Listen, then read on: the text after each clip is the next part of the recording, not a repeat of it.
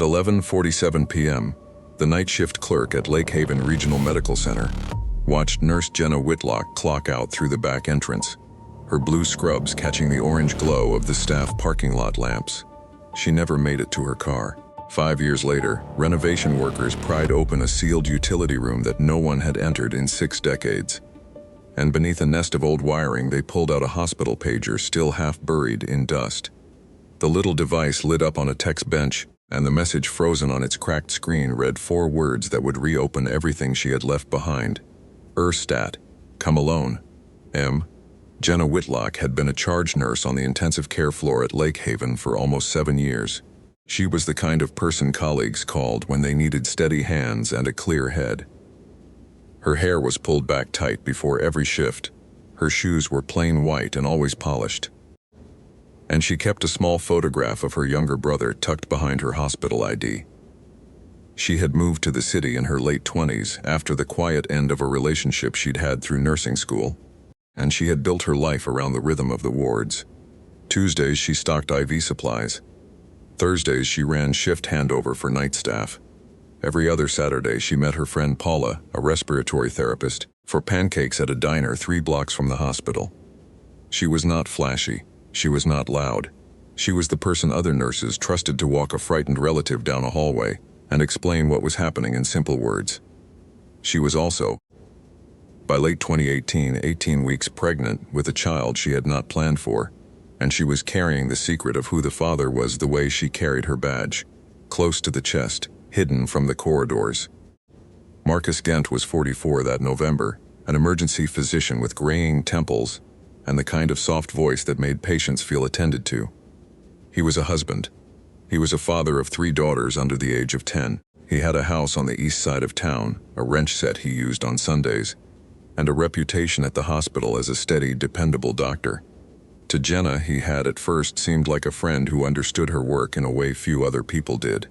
They had started sending each other little jokes through the hospital's internal pager system, a low-tech network the staff still used as a backup. Marcus had a habit of slipping inside jokes into his pages to her, silly codes, references to songs she liked, short notes passed across shifts like private messages in a hallway. By the spring of 2018, the friendship had grown into something neither of them could easily name aloud, and by the autumn it had grown uncomfortable in a way that neither of them knew how to undo. In September of that year, Jenna found out she was pregnant. She sat with the knowledge for 3 days before she decided what to do next. She told Paula first, sitting in the staff cafeteria with 2 cups of coffee she would not drink. Then she told Marcus. Marcus, who had always been careful to keep his marriage and his affair in separate rooms, did not handle the news well. He called her from the parking lot at the end of a shift and told her the timing was impossible. He told her he could not lose his family. He begged her to think about the consequences. Jenna listened, and then she told him plainly that she intended to keep the baby. She told him she was going to tell his wife what had happened. Not out of cruelty, she said, but because their child deserved a father who was honest. Marcus drove home that night in silence and did not sleep. On November 8, 2018, Jenna worked her usual evening shift. She arrived at the hospital at 3 in the afternoon, checked the charts of the 4 patients on her floor, and moved through her rounds with the precision her colleagues had come to expect from her. By 9:30 in the evening, the ICU was quiet. 2 patients were stable. One was being monitored closely after a post-operative complication. The 4th bed was empty, freshly turned. Jenna made notes in the file, helped a new nurse finish her rotation paperwork, and joked with the orderly about how the vending machine on the 3rd floor had eaten his dollar again. There was nothing in her manner that night to suggest she understood what was coming. There was nothing in anyone else's manner either. Her last administrative act was to send an internal page at 9:47 p.m. confirming she had completed the count of controlled substances on her floor.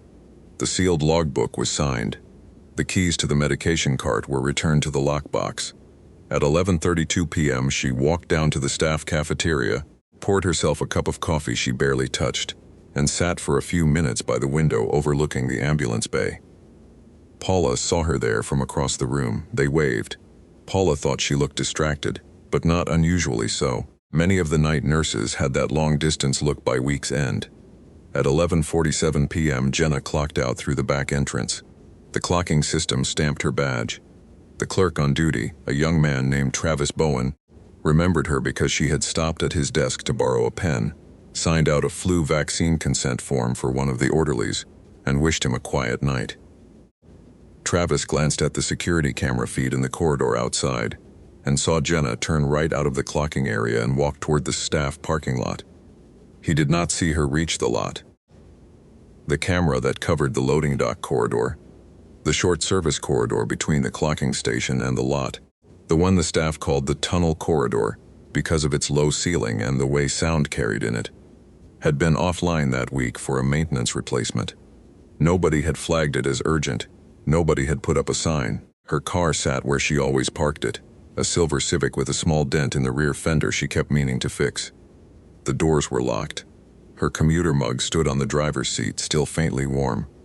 Her apartment, when Ben went home that morning to check it, was as she had left it before her shift. Her coat hanging on the hook, her keys on the counter, her phone charging on the nightstand, the cat asleep on the bed. There was no note. There was no message. There was no trace of panic, because panic had not had time to set in. Jenna Whitlock had vanished between the clocking desk and her car, in a corridor that most staff walked through several times a day without thinking. Her husband, Ben Whitlock, called the police at 6:14 the next morning when she had not come home by sunrise. He told the dispatcher that this was unlike her, that she always texted, that she always called, that she had mentioned nothing about being elsewhere. Patrol officers arrived at the apartment first, then at the hospital. They walked the corridor with Ben and with Travis Bowen. They pulled security footage from the camera that covered the main entrance of the parking lot. The footage showed the lot at 11:49 p.m. in flickering black and white, but the angle caught only a sliver of the corridor exit. No one was visible. The dispatch log that night noted that an ambulance had rolled out at 11:46 p.m. and the lot lights had briefly browned out around the same time, throwing part of the frame into deeper shadow. In the days that followed, the investigators did everything by the book. They interviewed every staff member who had been on the ICU floor that night. They pulled badge swipe logs from every door in the building.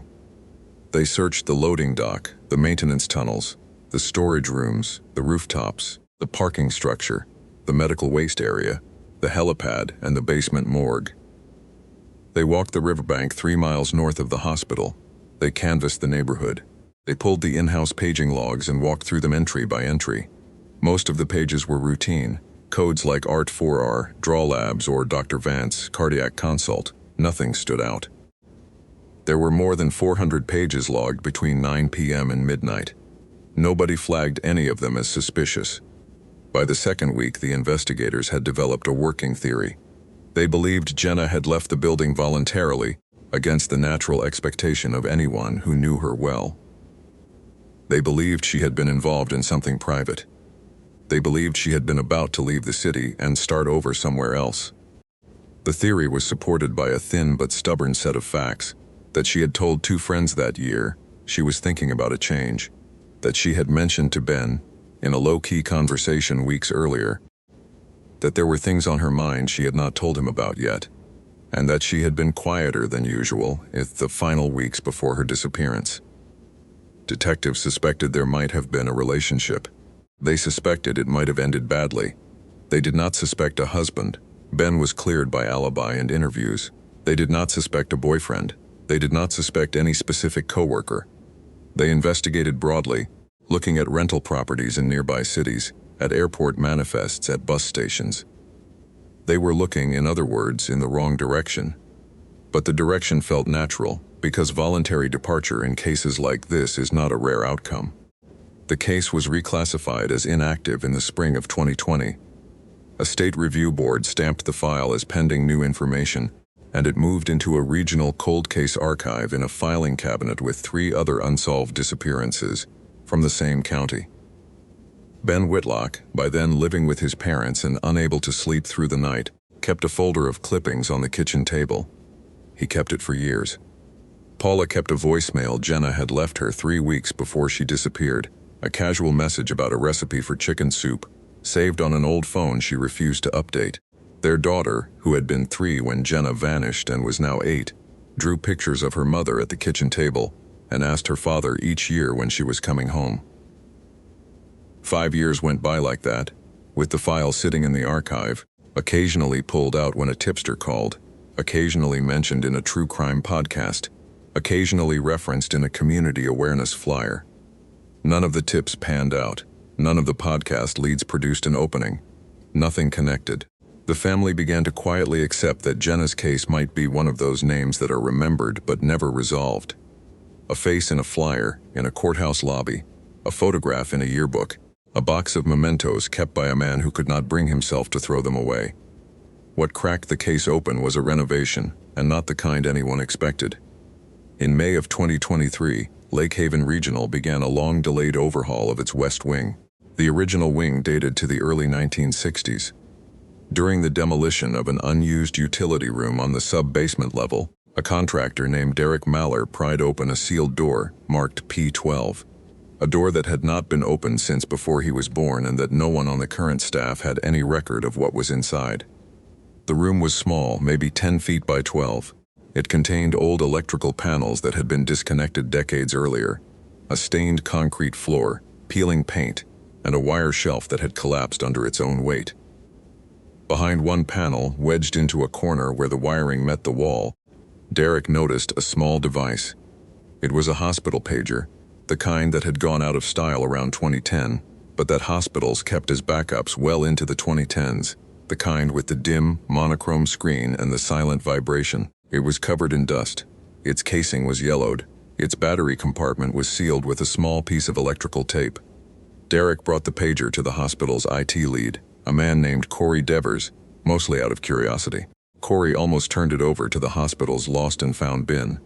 Then, on impulse, he plugged a fresh battery into the device and watched the screen flicker to life. The screen lit up. It displayed a single message, frozen on the display because the device had lost its connection to the live paging network sometime in 2019. The text of the message read, "Stat, loading dock. Come alone, M." The timestamp was 11:54 p.m., November 8, 2018. Corey Devers did not know at first what to make of it. He printed the screen capture on a small office printer, walked it down the corridor to the hospital's compliance officer, and within 24 hours the printout was on the desk of the regional cold case unit. Detective Roland P., who had inherited the Jenna Whitlock file when the original investigator retired, took the printout, sat down in his office, and felt the hairs on the back of his neck stand up. The pager was assigned to J. Whitlock, RN, ICU. The timestamp matched the night she vanished. The message told her to come alone. The signature was a single letter, M. P. pulled the original in-house paging logs from the archive. The logs, digitized but largely uncorroborated by staff, had been reviewed back in 2018 without producing a suspect. This time P. asked a different question. He asked which pager had sent the message. In the Lake Haven paging system, every outgoing page was logged with both a sender and a receiver. Most pages had clear identifiers.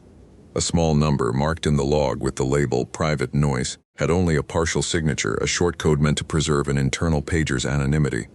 The November 8, 2018 message at 11:54 p.m. fell into that category. Its sender field read, PGR, MGH 247, MGH, Marcus Gent Hospital. P. reviewed Marcus Gent's personnel file. Marcus had been an ER physician at Lake Haven for 19 years. He had divorced his wife in late 2020. He had remarried in 2022. He had moved to Phoenix in late 2020 to take a position at a regional medical center there. He had been a respected member of the staff. He had been the on-duty ER senior physician on the night Jenna vanished. He had, as it happened, signed out at 1:14 a.m. that night, a time confirmed later by badge swipe logs, and given no indication that anything unusual had occurred. On paper, he was clean. On paper, he was untouchable. Detective P. obtained a subpoena for Marcus Gent's phone records, his archived pager transmissions from 2018, and his financial records covering 2018 through 2023. The phone records showed something the original investigators had never pulled. On the morning of November 9, 2018, Marcus Gent made 3 calls from his personal mobile phone to a company called Solus Biomedical Waste Disposal. a regional vendor that handled regulated medical waste for hospitals in 3 states. The first call was at 6:42 a.m., the second at 7:15 a.m., the third, the longest, was at 9:03 a.m. There was no corresponding record of any such call in the hospital's own vendor log. Solis had been paid by Marcus Gent personally. 400 wired the same morning to Solis's deposit account under the note "Private Transfer." The detective obtained Solis's records for November 9, 2018. Among the pickups logged that morning was a sealed linen hamper from the loading dock of Lake Haven Regional, marked for medical waste incineration. The pickup had originally been scheduled for 7 a.m., but Solis's logs showed a manual override flag next to it, a verified priority biohazard add-on, which forced the hamper to be the very first piece to process that morning, ahead of every other scheduled pickup in the region. There was a holding card signed off by an unnamed Lake Haven staff member authorizing the override. The signature on the card was a stylized MGH, the same initials that had appeared on the pager log. Solis's records showed that the linen hamper from Lake Haven that morning was incinerated by 11:90 a.m. at their facility in southern Ohio. Everything inside it went to ash. Nothing inside it was photographed, weighed, or recorded. The standard chain of custody procedure for high-risk biomedical waste specifically discourages detailed internal logging for biohazard priority cases because opening such containers is itself a hazard. That night, that procedural gap had covered what Marcus Gent had done. P interviewed the long-retired Solis dispatcher who had taken Marcus Gent's calls. The dispatcher, a man in his 70s named Patrick Holst, was at first reluctant. He had been told not to talk about his work for years. Then he sat down with the detective in his kitchen, with his wife in the next room, and he told the truth. He said that on the morning in question, he had received a call from a man identifying himself as a Lake Haven administrator, requesting a private pickup of a sealed hamper under the verified priority biohazard category, which was a real category but rarely used. He said the man had paid for the service out of pocket, an unusual arrangement because hospitals normally paid by contract, and had asked that the hamper be processed before any other that morning. He said he had taken the man's word for it. He said he had assumed, as he had been trained to assume, that the paperwork would be sorted out later by the hospital's compliance office. There had been a follow-up call that Holst could not retrieve from his own memory, in which he had been assured again that everything was in order. P turned back to the original case file. He pulled badge swipe records from the loading dock corridor on November 8, 2018 at 11:55 p.m. The corridor had been offline for cameras that week, but the door to the loading dock itself was electronically logged.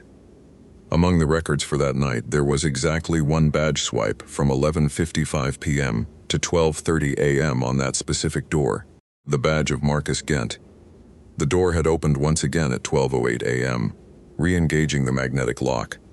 The corridor camera blackout had lasted by chance or by design, exactly long enough for what happened in the loading dock that night. It was enough to make an arrest. It was not yet enough to explain what had happened inside that loading dock. Detective P and his partner, Detective Linda Sanchez, drove to Phoenix. They interviewed Marcus Gent in his office at the Phoenix Hospital on a Wednesday morning in July 2023. Marcus was a calm, soft-spoken man with kind eyes and a measured way of speaking. He answered background questions comfortably. He said he had not seen Jenna Whitlock in years. He said he barely remembered the night she had vanished.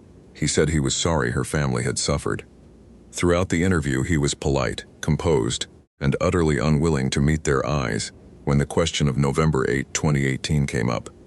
He gave no outright lie. He simply stopped answering with any detail. He was arrested the following Monday, booked on a fugitive warrant at the Maricopa County Jail, and transported back to Ohio within the week. His booking photograph showed a man who, on first glance, did not look like a killer. He had the face of a family doctor. He had the face of a man other physicians trusted with their patients and their secrets. He had been for 19 years the face of trustworthy emergency medicine in a small Midwestern city. Marcus Gent waived his right to a jury trial. His bench trial began in January 2024 in the regional courthouse at Mason County, the same courthouse where Jenna Whitlock's missing persons file had been opened 6 years earlier. The state's case rested on 3 pillars: the pager message, the badge swipe records, and the testimony of Patrick Holst, the Solis dispatcher. The defense argued that there was no body, no forensic confirmation of any crime, and no direct evidence that Jenna Whitlock had died in the loading dock that night. They pointed out that the linen hamper could have been legitimately flagged for waste. They pointed out that Marcus Gent's badge swipes on the loading dock that night were consistent with a habit he had previously mentioned to colleagues of stepping out for air on stressful shifts. They insisted that the pager message was consistent with a routine professional page issued during a busy night. The state introduced a fourth piece of evidence the defense had not anticipated. Detective Sanchez had tracked down an old friend of Marcus Gent's from medical school, a man named Dr. Owen Pace, who had moved to Maine and now worked in rural family medicine. Pace had been the one who had watched Marcus's personality change in the year before Jenna's disappearance. In recorded interviews, Pace said Marcus had called him in early October 2018, sounding uncharacteristically panicked. Pace said Marcus had been talking for nearly an hour. Pace said Marcus had used the phrase more than once, "I think I have ruined everything." Pace said he had asked Marcus what was wrong, and Marcus had answered only that things at work had gone sideways and that he might have to start over somewhere else. Pace was not a witness to anything physical that happened on the night in question. He was a witness to Marcus Gent's frame of mind weeks before, and to what Marcus had feared was about to happen. The state's case also included the testimony of Jenna's friend Paula Rain, who had been a respiratory therapist at Lake Haven in 2018 and had continued to work there in 2023. Paula testified that Jenna had confided in her in early October 2018 that she was pregnant, that the father of the baby was a doctor at the hospital, and that she was planning to tell the doctor's wife. Paula testified that Jenna had used the phrase, more than once, "He is going to lose his mind when he finds out I'm keeping it." Paula also testified that she had begged Jenna not to do it alone, that she had offered to go with her. Paula testified that Jenna had refused, that Jenna had said she wanted to do it herself. Paula had not gone to the police because, in her words, "She made me promise she would tell his wife first. She wanted to do it her way and then she would file a report." The defense cross-examined Paula aggressively. They suggested that Paula had invented the conversation. They suggested that Jenna was confused about what was happening to her body. They suggested that the entire story of a pregnancy was a fabrication by a grieving friend trying to make sense of an unsolvable loss. Paula, who had the face of someone who does not lie well and knows it, did not flinch. Paula repeated what she had said. She did not embellish, she did not soften. She told the court in plain and steady words what Jenna had said to her and what Jenna had planned to do, and the room went quiet. Marcus Gent was convicted of first-degree murder on a Wednesday afternoon in March 2024. He was sentenced to life in prison without the possibility of parole. At his sentencing, the victim's husband, Ben Whitlock, addressed the court. He spoke for 4 minutes. He said he had spent 5 years assuming his wife had left him, or had been taken by some stranger whose face he would never know. He said he had spent the next 5 years learning, in slow pieces, that she had been killed by a man who had known her, who had worked beside her, who had shared coffee with her on breaks, who had known exactly where she was going the night she vanished. He said the case had not been solved by a brilliant detective, or by luck, or by sympathy. It had been solved by an obsolete pager, found by a contractor who had almost thrown it in a dumpster. The body itself was never recovered. Final forensic work was done after the conviction. The state contracted with Solis Biomedical Waste to do a partial reconstruction of their incinerator's November 9, 2018 burn cycle, using archived sensor data, gas flow logs, and ash residue sampling still preserved in their records. The state's forensic anthropologist confirmed that the linen hamper's contents were consistent with the remains of one adult female, including the limited trace amounts of bone and dental material that had survived a 1100-degree industrial burn. She could not retrieve a complete biological profile. She could, however, match a fragment of dental porcelain from Jenna's known bridge work against ash particles recovered from the incinerator's secondary filter residue. The match was strong enough to satisfy the court beyond a reasonable doubt. Marcus Gent's confession came 6 weeks after the verdict. when he agreed to share, through his attorney, what he had done the night Jenna vanished. According to the statement he provided, the night had played out almost exactly as the pager message implied. He had paged Jenna at 11:54 p.m. under the pretense of an urgent pediatric case that needed her input.